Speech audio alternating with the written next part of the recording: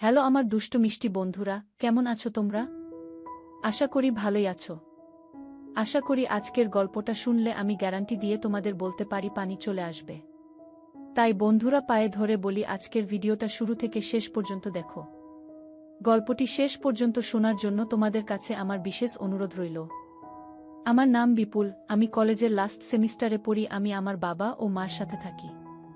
আমার মামির নাম সুমনা। মামি সম্পর্কে বেশি জানা না থাকলেও এতটুকু বলতে পারি যে গায়ের রং ফর্সা, চোখ দুটি অপরূপ এবং বিশাল এক গুণের অধিকারী। বয়স ৩০ বছর হবে। কাহিনী শুরু হয় আমার সেমিস্টার পরীক্ষা শেষ হওয়ার পর থেকে। সেমিস্টার পরীক্ষা শেষ হওয়ার পরে মামা মামি তাদের বাড়িতে যেতে বলে।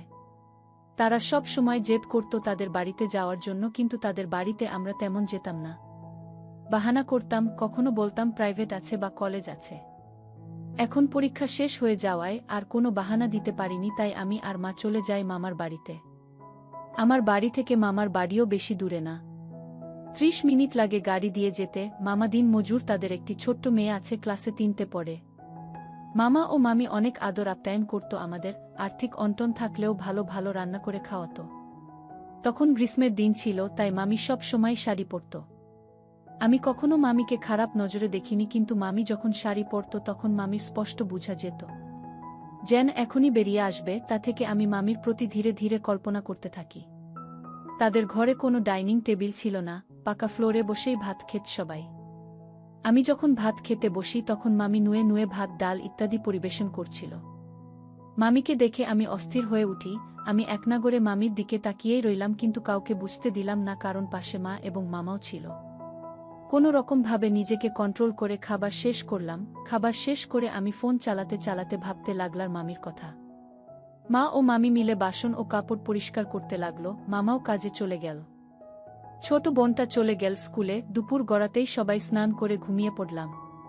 টানা ৩ ঘন্টা ঘুমের পর চোখ খুলে দেখি মা পাশের বাড়িতে ঘুরতে গেছে এবং মামি টিভি দেখছে। তখন বাজে বিকেল ৫টা। বুঝলাম যে সবার দুপুরের খাওয়া দাওয়া শেষ, শুধু আমিই বাকি।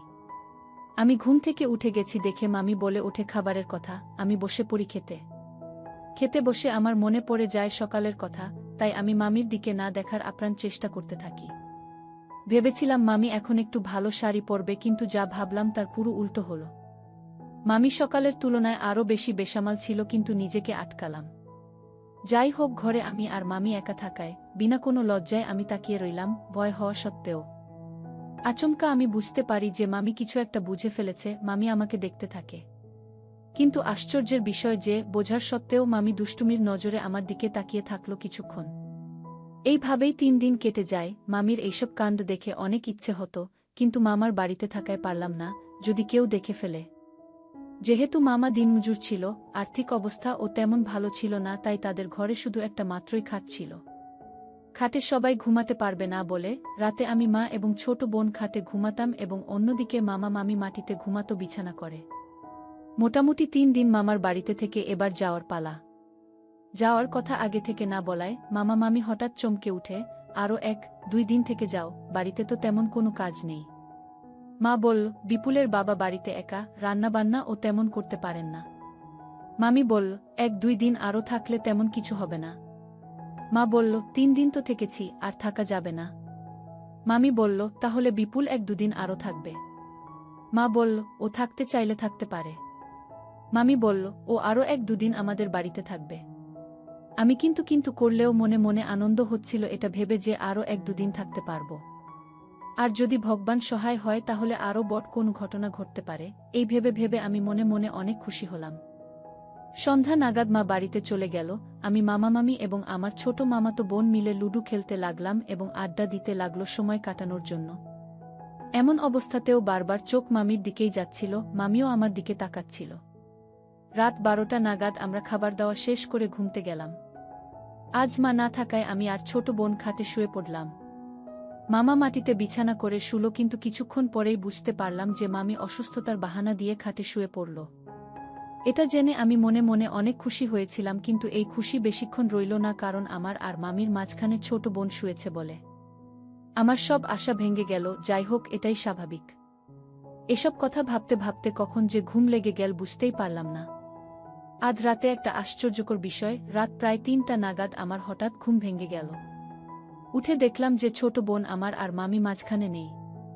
উল্টো মামি আমার আর ছোট বোনের মাঝখানে শুয়ে আছি। কিছুই বুঝতে পারলাম না, তবে মনে মনে অনেক খুশি হলাম।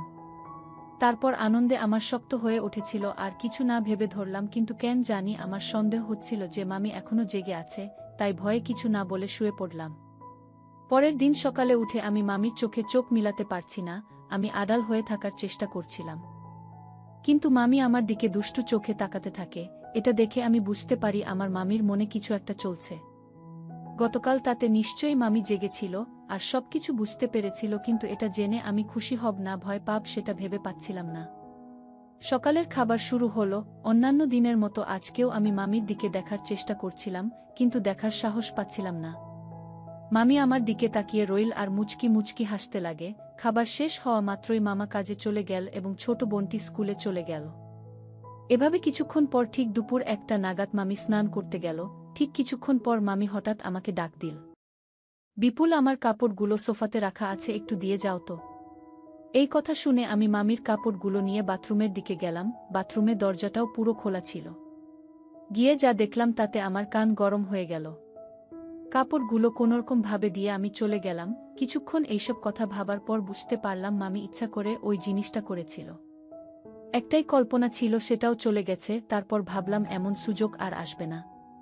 আমার কপাল ভালো ছিল। সন্ধ্যার দিকে মামা এবং ছোট বোন মিলে বাজারের সাংস্কৃতিক অনুষ্ঠান দেখতে চলে যায়।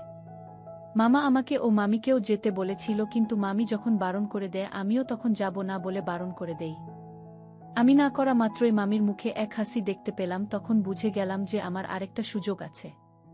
তারপর কিছুক্ষণ আমরা একে অপরের দিকে দেখতে থাকি এবং মুচকি মুচকি হাসতে থাকি। এরই মধ্যে কারেন্ট চলে যায়। কারেন্ট চলে যাওয়ার সত্ত্বেও মামি লাইট জ্বালানোর কথা কিছু বলল না, চুপচাপ এক জায়গায় দাঁড়িয়ে রইল। ততক্ষণে আমি বুঝে গেলাম এই সেই সুযোগ যেটার জন্য আমি এতদিন অপেক্ষা করছিলাম। অন্ধকার ঘরে কোনোরকমভাবে আমি মামিকে খুঁজে পেলাম। মামির কাছে যাওয়া মাত্রই ধরলাম, মামি কোনো বাধা দিল না। এভাবে কিছুক্ষণ পর মামি রেগে উঠে গিয়ে টর্চ লাইটটা জ্বালিয়ে দেয়া। এটা জ্বালা মাত্রই আমি প্রথম মামিকে স্পষ্ট দেখতে পেলাম। মামির মুখ দেখে বোঝা যাচ্ছিল যে মামি পাগল পাগল হয়ে আছে। আমরা দুজনেই চুপ, কোনো রকম কথা বলছি না। পুরো ঘরে যে এক বিষণ্ণতার ছায়া নেমে এসেছে। একটা ছোট্ট লাইটের আলো ছাড়া আর কিছুই নেই। আমরা শুধু একে অপরের দিকে তাকিয়ে আছি। এরপর মামি ঘর থেকে বের হয়ে গেল।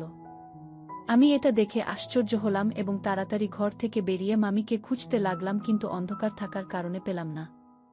মনে দুঃখ ও ভয় নিয়ে আবার ঘরে ফিরে এলাম আর ভাবতে লাগলাম এখন কি হলো আমার সাথে। যদি মামি মামাকে সব কথা বলে দেয়। এসব কথা ভাবতে ভাবতে কিছুক্ষণ পরে হঠাৎ কারেন্ট এসে পড়ল।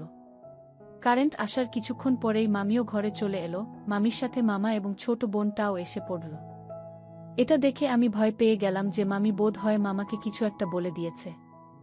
এই ভেবে আমার ভয় পুরো শরীর ঠান্ডা হয়ে গেল। তখনই মামা আমার পাশে এসে বসল। এবার আমার সন্দেহ যেন বাস্তব রূপ নিতে লাগল। ভাবতে লাগলাম মা জানতে পারলে কি হবে। তখনই মামা বলে ওঠে, তুই যদি অনুষ্ঠানে যেতিস তাহলে বড় মজা হতো। মামার এই কথাগুলো শুনে আমি একটু হাফ ছেড়ে বাঁচলাম। ভয়ে দূর হলো আর বুঝলাম যে মামি মামার কাছে কোনো কিছুই বলেনি। আমি বললাম, শরীরটা ভালো লাগছিল না, তাই যেতে মন করেছিল না। মামা বল, যাই হোক, এই দেখ তোদের জন্য রোল আর চাউমিন নিয়ে এসেছি। তাড়াতাড়ি ঘণ্টাখানেক পর রাতের খাবার দাবার সেরে সবার আগে শুয়ে পড়লাম অন্যান্য দিনের মতো। মনে মনে এটা ভাবছিলাম যে মামি হয়তো আজ আমার সাথে ঘুমোবে না। এইসব ভাবতে ভাবতে আমার কখন যে চোখ লেগে গেল বুঝতেই পারলাম না। অন্যান্য রাতের মতো আজকেও 2টা নাগাদ আমার ঘুম ভেঙে যায়। ঘুম ভাঙতেই আমি প্রথম চেক করলাম যে মামি আমার পাশে শুয়েছি কিনা। মোবাইলের স্ক্রিনের আলোটা জ্বালিয়ে দেখলাম মামি আজ খাটে ঘুমায়নি, বরং নিচে মাটিতে মামার সাথে বিছানা করে ঘুমিয়েছে। এটা দেখামাত্রই আমি বুঝে গেলাম যে মামি আমার উপর রাগ করেছে। আমিও আর কোনো প্রচেষ্টা করলাম না। আজকে অনেক তাড়াতাড়ি ঘুমিয়ে পড়েছিলাম বলে আমার অনেক জুড়ে বাথরুম ধরেছিল। আমি বাথরুমে চলে গেলাম। বাথরুম থেকে বেরিয়ে এসে চুপচাপ খাটে উঠব, ঠিক সেই সময় দেখলাম মামি খাটে শুয়ে আছে। এটা দেখে আমি বুঝে গেলাম যে আমার শব্দ শুনে মামি ঘুম ভাঙে, আর আমি বাথরুমে যাওয়া মাত্রই মামি খাটে আমার পাশে এসে ঘুমিয়ে পড়েছে। তারপর মোবাইলের স্ক্রিনটার ব্রাইটনেস বাড়িয়ে শুয়ে পড়লাম। তখনই মামি প্রথমবার বলে উঠি, প্লিজ মোবাইলের ফ্ল্যাশ লাইটটা বন্ধ করে দাও, তোমার মামা জেগে যাবে। মামির এই কথা শুনে আমি সাথে সাথে ফ্ল্যাশলাইটটা নিভিয়ে দিলাম। তারপর মামি আমার কল্পনা পূরণ করল। আমরা এক অন্য জগৎ থেকে বাস্তব জগতে ফিরে এলাম। ওই রাতে আমি আর মামি কেউই ঘুমোইনি। ভোরের দিকে ঘুমনোর কারণে আমি ঘুম থেকে উঠি বেলা 11টায় একটা বন্ধুর ফোন আসার কারণে। বন্ধু বলে আজ 12টার দিকে কলেজে যেতে হবে কিছু গুরুত্বপূর্ণ ডকুমেন্ট আনার জন্য, তাই ওই দিন আর মামার বাড়িতে থাকতে পারেনি, বাড়িতে চলে আসতে হয়। ওই দিন কলেজ শেষ করে বাড়ি ফিরলাম সব কাজ শেষ করে। বাড়িতে চলে আসায় আফসোস হচ্ছিল গত রাতের সমস্ত কথা চিন্তা করতে করতে। তবে মামি সপ্তাহে 2-3 বার ফোন করত মার কাছে, আমিও কিছুক্ষণ মামির সাথে কথা বলে নিতাম। ওইসব বিষয়ে তেমন কোনো কথা হতো না, এমনকি আমিও বলতে চাইতাম না। এভাবেই 2 মাস কেটে গেল, আমিও কিছুটা ওইসব বিষয়ে ভাবা বন্ধ করে দিয়েছিলাম। ওই ঘটনাটাকে অতীতের একটা ভুল মনে করে মেনে নিয়েছিলাম, কারণ শত হলেও উনি সম্পর্কে আমার মামি হন। কিন্তু এমন একটা ঘটনা ঘটে গেল যা দেখে বুঝতে পারলাম মামির জন্যে এটা অতীতের ভুল করে হয়ে যাওয়া কোনো ঘটনা নয়, কারণ মামাকে কাজের জন্য 3-4 দিন শ্বশুর বাড়িতে যেতে হবে। মামার শ্বশুর বাড়ির লোকেদের কাজ করাতে হলে মামাকে বলেন।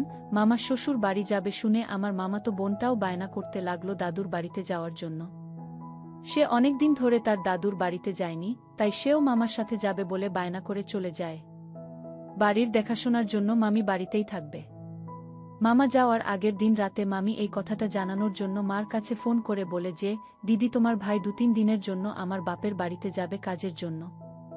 এভাবেই মামি এবং মা আধ ঘন্টা নাগাদ গল্প করতে থাকে। তারপর মামি বলে ওঠে, দিদি ভাগ্নেটা কোথায়, ওকে ফোনটা দাও তো একটু। মামি বলল, তুমি কেমন আছো? আমি বললাম, হ্যাঁ ভালো আছি, তোমরা কেমন আছো?